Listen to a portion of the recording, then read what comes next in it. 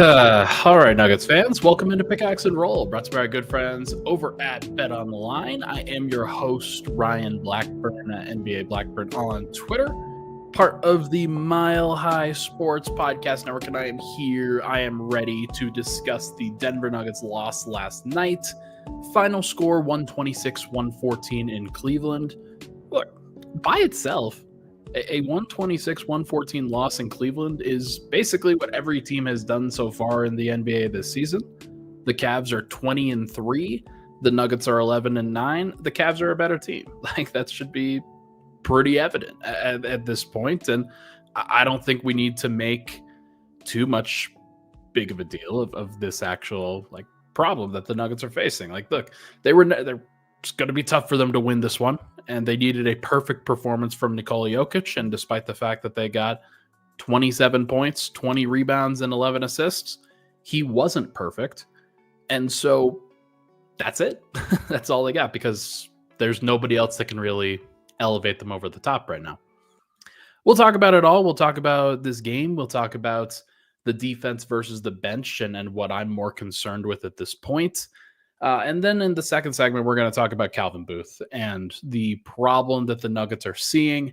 We will also look at the next 20 games because the Nuggets have completed their first 20 games. And I think that seeing it in those general kind of large scale terms helps the audience a little bit. So we will see what happens. Really quickly, thank you so much for everybody for tuning in. This podcast, as you know, it's brought to you by BetOnline, who continues to be the world's most trusted betting platform and your number one source for online betting. From the earliest odds to in-game live betting, BetOnline provides you with all the action and the ability to watch the games as they happen. With the largest selection of odds on everything from football, the NBA, college basketball, and more, head on over to BetOnline today and use promo code BELIEVE, B-L-E-A-V, for your welcome bonus on your first deposit. BetOnline, the game starts here. All right, let's talk about this. Let's talk about this game. Let's talk about this situation that the Nuggets now find themselves in. I am obviously not surprised. If you listen to Locked On prior to this game, you'll know that I predicted with Swiper that Denver would lose because they are not as good of a team, and the Cavs have 48 minutes of relentless play that they can throw at the Nuggets. That's the design of their team. What I will say is that the design of Denver's team helps them be more successful in a playoff environment because they can put together the best five, whereas the Cavs, they have, I think when you stagger Garland and Mitchell and then you stagger Allen and Mobley, you're going to get 48 minutes of good play. And like right now, the Cavs are giving 48 minutes of great play. But that's just also just the natural design of the team. Denver's built around a unit as opposed to the Cavs, who are built around 48 minutes of good and maybe not 40 minutes of great. But yeah, Kenny Atkinson, great coach. He knows what he's doing. They got up a whole bunch of threes, and Denver did not. 22 of 48 from three from the Cavs. That's 45.8%. And they were shooting 50 for a long time. And the Nuggets, they shot 6 of 24, 25%. Michael Porter shot 3 of 6. The rest of the team shot 3 of 16 or 3 of 18, excuse me. The starters struggled with their spacing.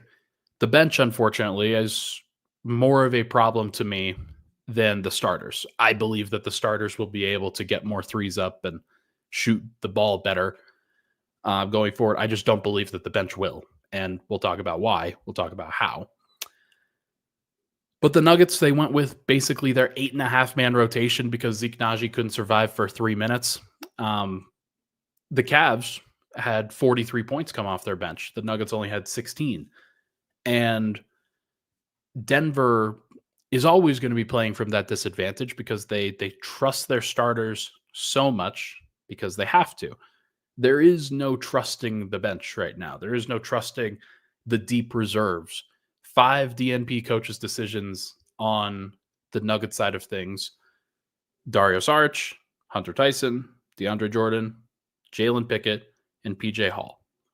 That obviously doesn't account for Deron Holmes and Vlatko Čančar being out. but I'm not sure how much that would have changed. Denver probably would have gone with a 9-man rotation otherwise. Probably not going necessarily with 10. So Cleveland, as you can see by their side of things, despite the fact that they have paid a lot of money into their starting unit, they still have Karis LeVert coming off the bench. He had 21 minutes. Denver couldn't guard him because they don't have perimeter defense. Ty Jerome, who's been really good for them. He only gave them 4 points this game, but that's because they also got good production from basically everybody else. Sam Merrill got up shots. George Niang got up shots. Dean Wade got up shots. And those guys just know how to play. They know how to fit in.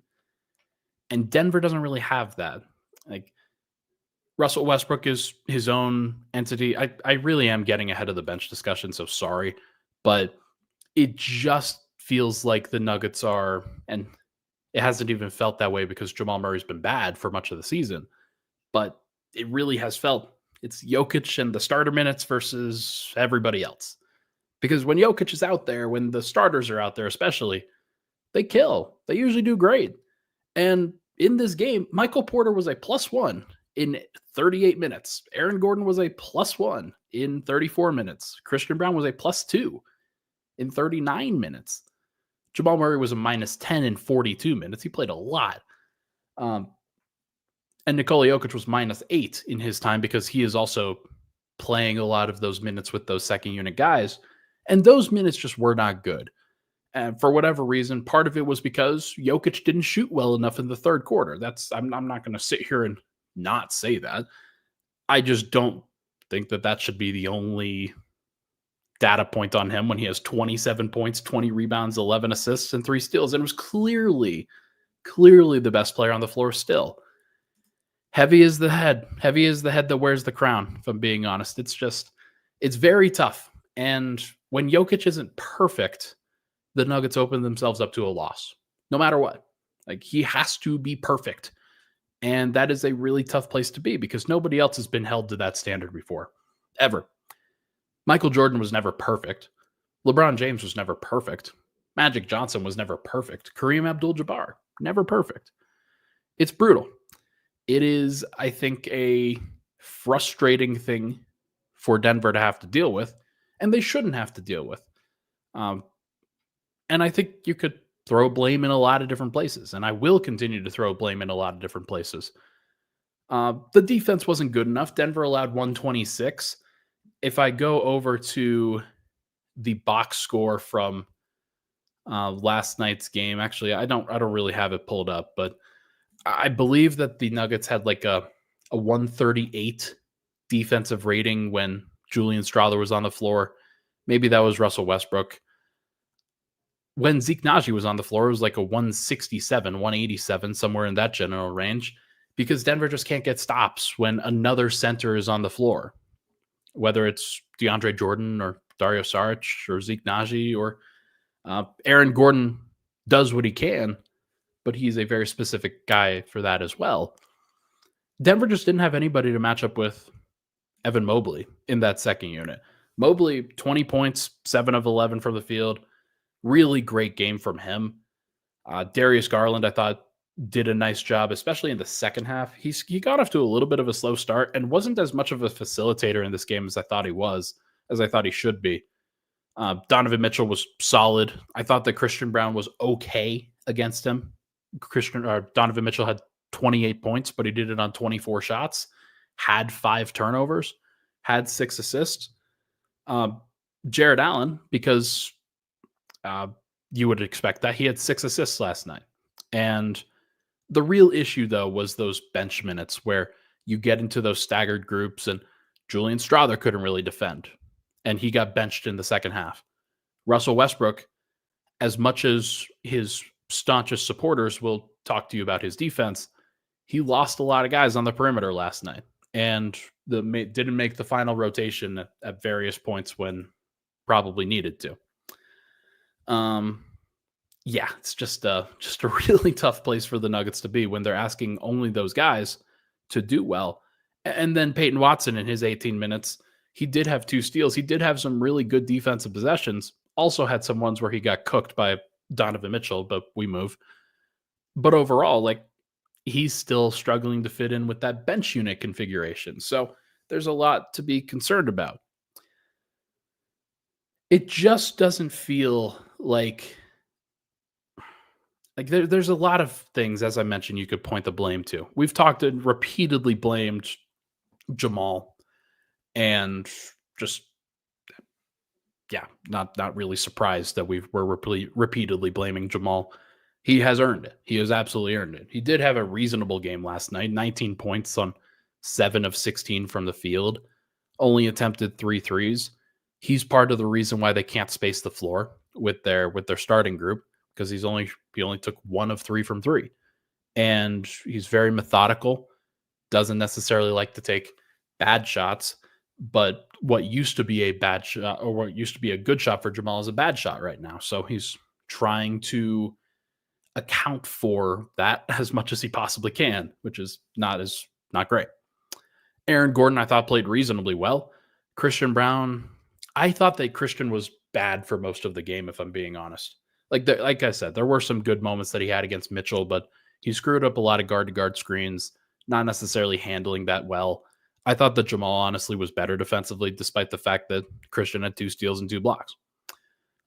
Michael Porter, it says the box score, he had 3 steals and 2 blocks. At one point, he had 4 steals and 2 blocks. I thought that Mike was flying around as much as he possibly could. He was giving some good rotational help at the rim, did a nice job overall of helping out on the defensive end. And in 38 minutes, there's a reason why he was a +1. But when he was not out there, and when Denver needed a little bit more size and rebounding and somebody else that could shoot the ball, they just didn't have it. So it's a tough place for Denver to be. And what I keep coming back down to is they just don't have enough guys. They don't have enough players. And that is a problem. Really quickly, Mr. Exquisite Nugget with a super chat says, sup Ryan, it's Cedric. I'm at 60 subs. Hope we bounce back. I assume that's what that is. I hope that they bounce back too, my guy. I really do. We will see what ultimately happens with it, but it's tough. And here's what I'll say sort of about last night's game. I told my brother last night when they came back from, and they were tied at 6, or not tied, but it was about 66-62 deficit at halftime. And I told him at halftime, as long as they don't get blown out right here, I think that they've shown enough to show me progress. And I agree with that. I think that the starters showed some progress. Jamal looked pretty good in the first half of that game. Couldn't get the 3-point shot to go. Mike found some ways. Aaron found some ways. Jokic found some ways. And the lineup that they put out there, the 4 starters without Jokic and then inserting Peyton Watson, was interesting. That there was some stuff there that I think that you can point to. Just in watching the game and watching how they're operating things, there was a stretch in the second quarter where Jamal went back and forth with, I think it was Donovan Mitchell who was staggering, and he was going into the ISO mode and creating some good shots for himself. And he finished, actually, no, it was against Darius Garland, because he finished in the post over Darius Garland at one point. And that was stuff that we haven't really seen much from Jamal so much this year. So would be nice to see him continue to let it fly, especially from 3. He needs to be playing with confidence, but he doesn't have a lot of confidence right now. So you work with what you got. But I do think that with that main group, those 4 starters minus Jokic plus Peyton Watson, there is something there that I will take away from this game. But the fact is that if Denver can trust 6 guys, the starters and Peyton Watson, that's not enough. Even if Denver can trust maybe 7 guys, if you're pointing to Russ, then I'm not sure if that's enough either. You just need, especially in the regular season, you need 9, 10, 11 different players that you can feel like you can go to without being having both arms tied behind your back and trying to play basketball. That is a very clear indication that the Nuggets roster is not good enough. And so we're going to talk about that. We're going to talk about that in the second segment. Calvin Booth has some things to figure out, and it's part of his issue.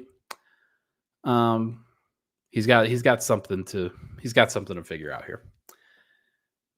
Really quick, super chat flew in from everybody skips Eric. Wow, is that a picture of D-Line Co down there? Look at that. What's up, D-Line? Nuggets might not make the playoffs, Ryan. How's that? They're going to make the playoffs. Like they're going to make the playoffs. If I look at the stats, if I look at the numbers, and if then this is what I'm going to do in the next segment. I'm going to look at the next 20 games. Denver's currently the 8th seed.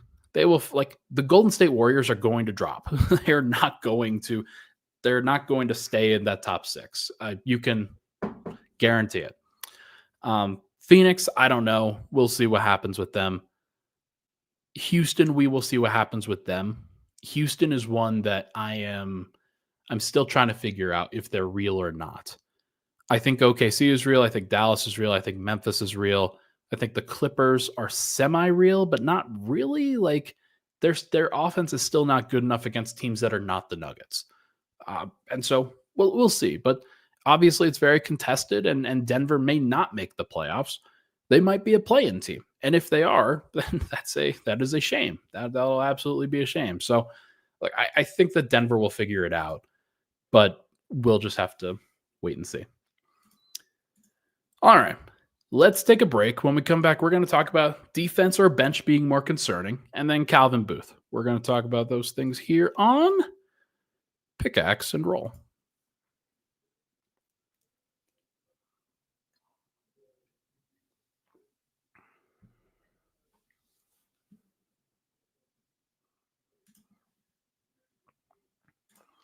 All right, we're back. Pickaxe and Roll, Ryan Blackburn here. Thank you so much for tuning into the show. Appreciate the support as always, folks. Got another super chat here from Mr. Exquisite Nugget. Ryan, I messaged you on DMs. Check, please, and another SC. I don't know what SC is, but screen. I don't know what SC means, but I'll check the DMs. I'll make sure to see. Thank you for the super chat. All right. Defense or bench more concerning for the Nuggets?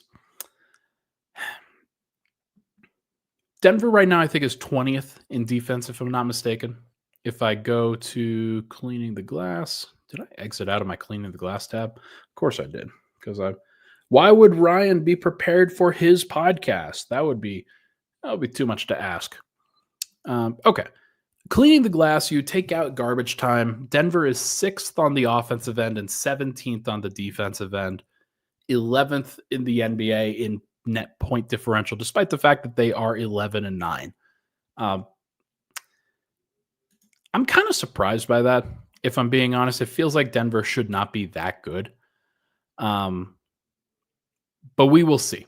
We will ultimately see what happens there. It doesn't feel like Denver's offense is that good at 6th.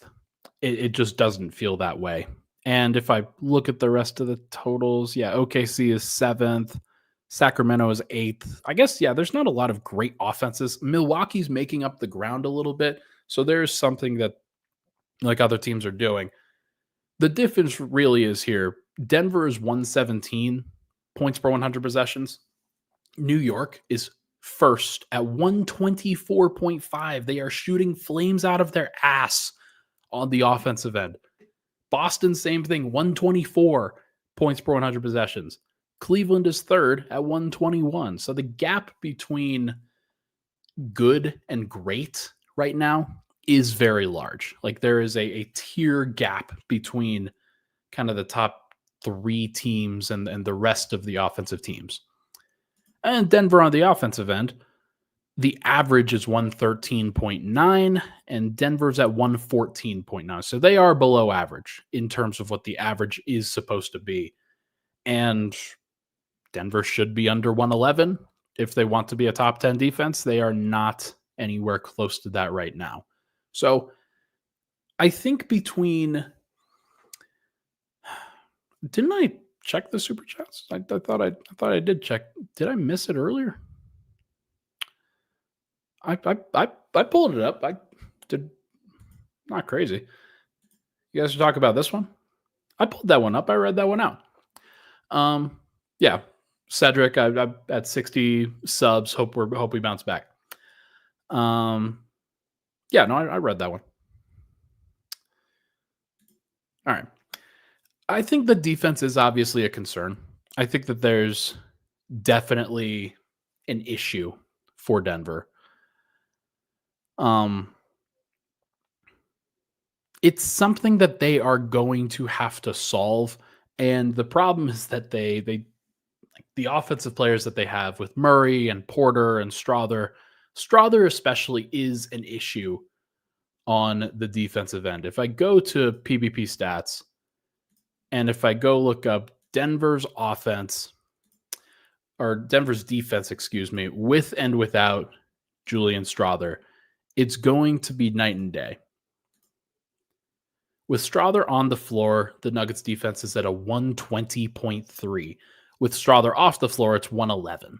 So it's a 9-point gap. And also Denver's offense is better, not necessarily because of Julian, but because they've just got Jokic on the floor for the vast majority of that time.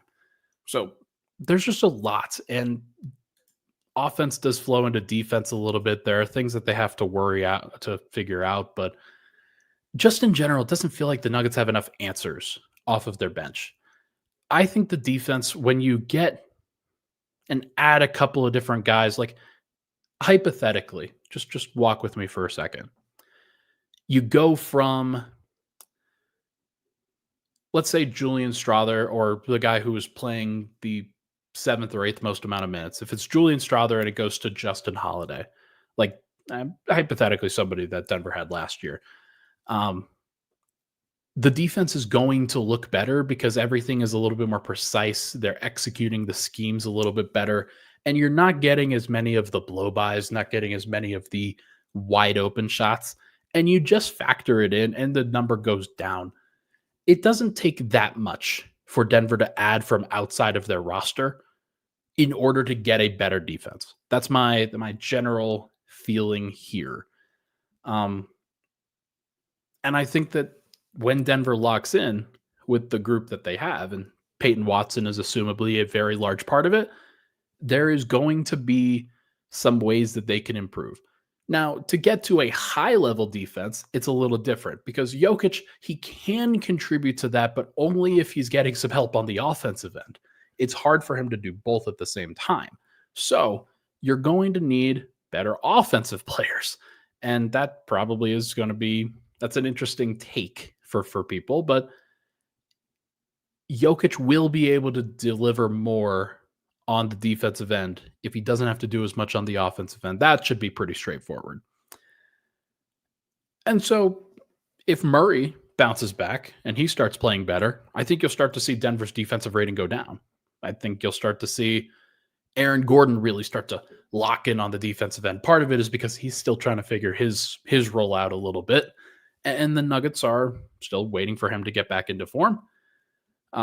Michael Porter, he showed what he can do on the defensive end last night. He's never going to be perfect, but he's going to be passable.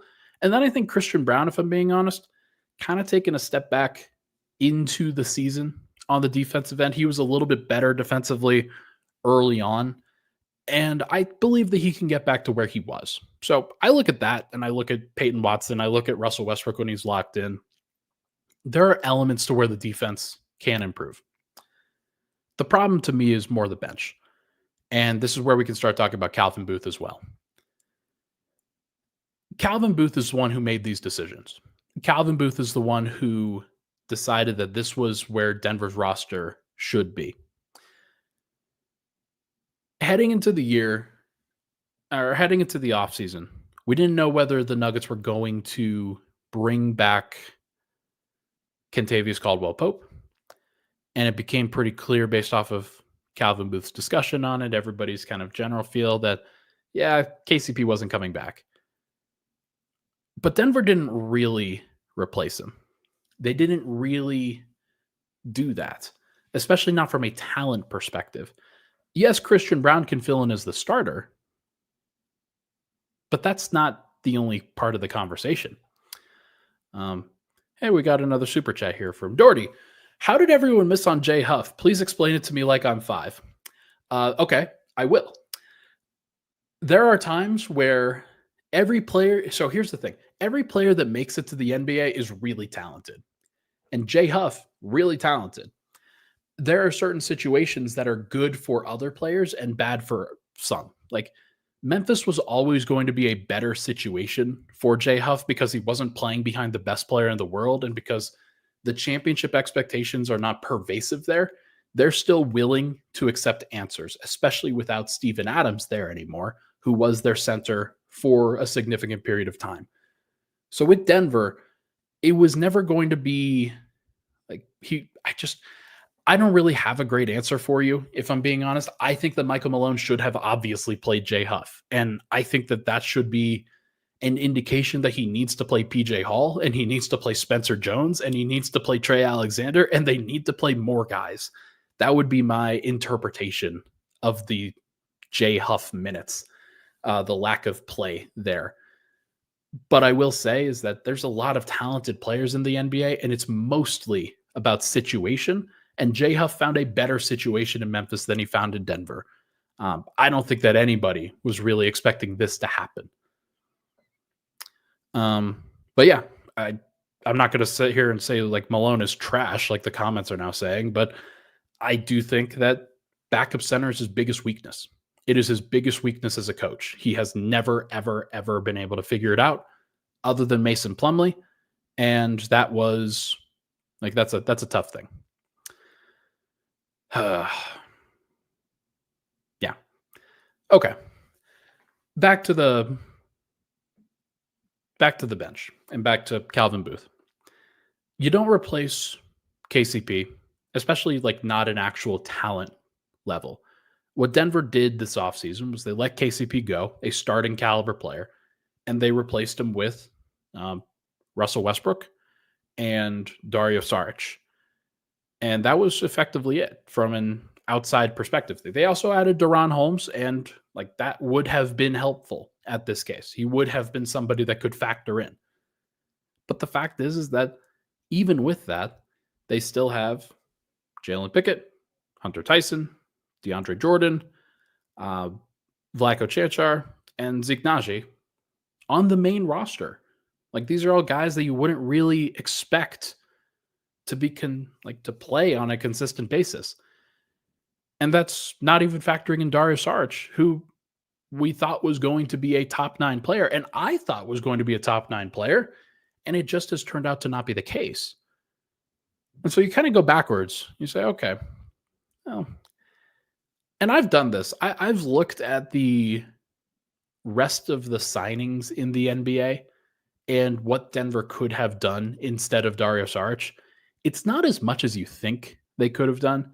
Yes, there are some minimum contract signings that have worked out for teams. Yes, but not a lot of teams have used the taxpayer MLE. And there's just not a lot of great players once you get past, when you get to the tier of money that the Nuggets could throw out there. Like Taurean Prince would have been great, but I don't know if anybody really thought that Taurean Prince was going to be dynamic. Like he's leading the NBA in 3-point percentage right now on the Bucks. I'm not sure anybody really thought that that was going to happen. So playing the GM game is really difficult. And I'm not going to sit here and blame Calvin Booth entirely for that, because there are things that he's done that I thought would work better than they have. And I've been willing to give him the benefit of the doubt because he put Denver to a good position to win a title in 2023. But now it's 2025, or we're getting close to 2025, trying to replicate a similar window. And Denver just doesn't have enough talent anymore. They've let talent go out the door. Bruce Brown was unavoidable. KCP was. And I just think it's something that they're going to have to rectify. Don't Tell Santa Cruz asks, Ryan, how is $32 million for Nnaji? That's the funny thing, man. Peyton Pritchard signed the identical, almost an identical contract, 4 years, $32 million for playing there. And he's 6th in the NBA in total 3-pointers. And Zeke Nnaji can't play a lick. at this point. So I thought that those were reasonably even at one point. And I thought that Zeke Naji would benefit a little bit from just getting some playing time. And hey, you get a little bit of stability, and he's just regressed as a player. And I don't know if Calvin could fully account for that. And yet it's his job to do so. And yet it's Michael Malone's job to do so, to find the gems on his bench like Jay Huff or Isaiah Hartenstein or different backup centers that have come through that, like, hey, there's a reason why they're successful now. It might be because they're getting away from Denver a little bit. So it's an unfortunate reality that the Nuggets have now faced, that they are now facing. How do they get better from this? How do they add to their team? How do they rectify the situation and the team that Calvin Booth has put together? He's called himself the steward of the Nikola Jokic era. Get the man some help. It's a pretty simple process here. Denver has not been good enough. And I'm not sure. And so the degree to the help that he would need to give in order to make Denver a contender, I'm not sure how large it has to go. My general guess is that I think he's got to break up the core. Like Murray, Porter, Gordon, Jokic. I don't think it's good enough. I think it's mostly because Murray's not a good enough second player. And I did some data work on this, and for Locked On yesterday, this is sort of how Jamal is throughout his career. Let me see if I can add this picture to the overlays here. Sorry for the delay. Is that it? Yeah. Let me see if I can add something here to the chat so I can show everybody what Jamal's doing. Okay. If you're looking at the screen right now, Jamal's usage rate and his true shooting percentage early on in seasons is often really bad, and then it goes and gets better later in the season. He usually goes on a run. He usually does something. And so this is the positive spin on Denver's current core, and that it can get better and that Murray can get better. And yet it just feels a little bit different this time around. It feels like Murray's not in that great place. Also, the fact that he can't create off the dribble and generate space from anybody. That is a big, big difference. So I'm thinking at this point that Denver probably has to add to their core, add to their starting lineup, and get somebody that can help Jokic from an offensive perspective, from a creation perspective. It can't all be on Joker. And that's tough because you can't trade Murray. And Calvin Booth is in this situation in particular because they can't trade Murray, because he gave him the contract. And I was wanting Denver to give Murray the contract. So again, I was wrong. And Calvin has to navigate all of these things. And so I want to make sure that I don't overly bash him, because it is a hard freaking job.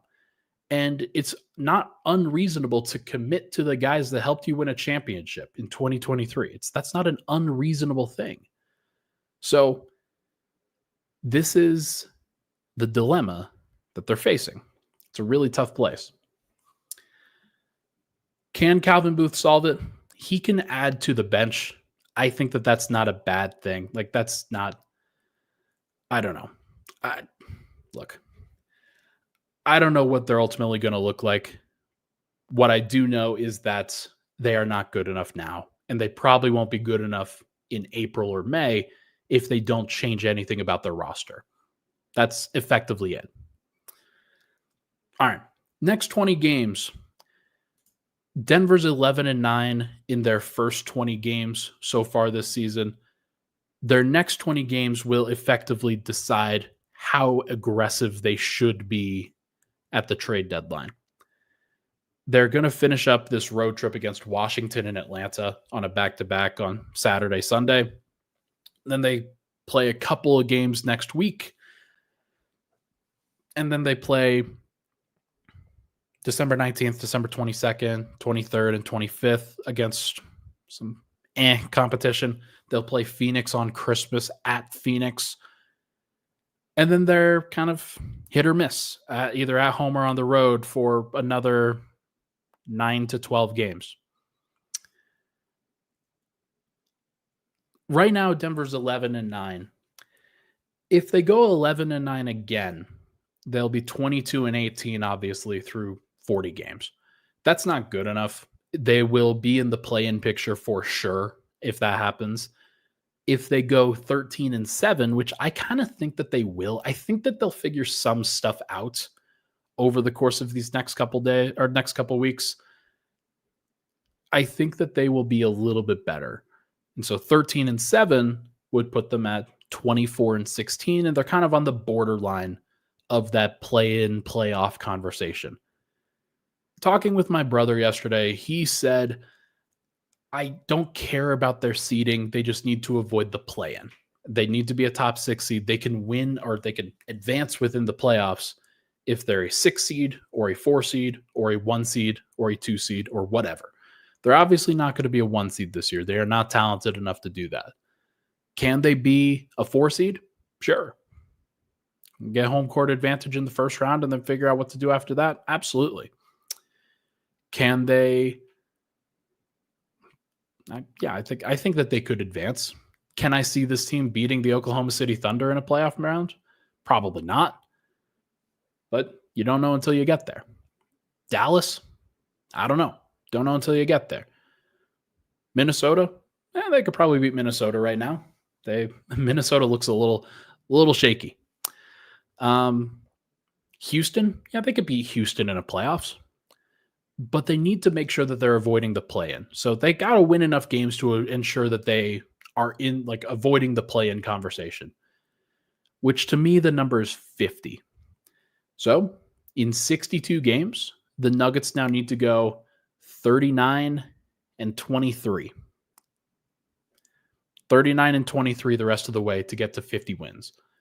That is a tough ask. Can they do it? I don't know. I don't know if they can. Right now, they're basically on pace for about 44 wins. They need to up that pace as quickly as possible. All right. That is going to do it, I think, for this episode of Pickaxe and Roll. Brought to you by our good friends over at BetOnline. Thank you so much for tuning into the show. I'm going to try to do a weekend show. I'll probably do like either a Saturday night or a Sunday morning kind of show in between Denver's games. We'll cross that bridge when we come to it. We'll see what happens. But I do kind of want to bring that back for this particular weekend. Thank you so much for tuning into the show. I really appreciate the love and support, folks. Make sure to hit that like button, hit that subscribe button. It really does help me. It helps the channel. It helps my company. Would really appreciate it. Thank you so much, everybody. Have a great weekend, and hopefully the Nuggets bounce back. I'll talk to you guys very soon.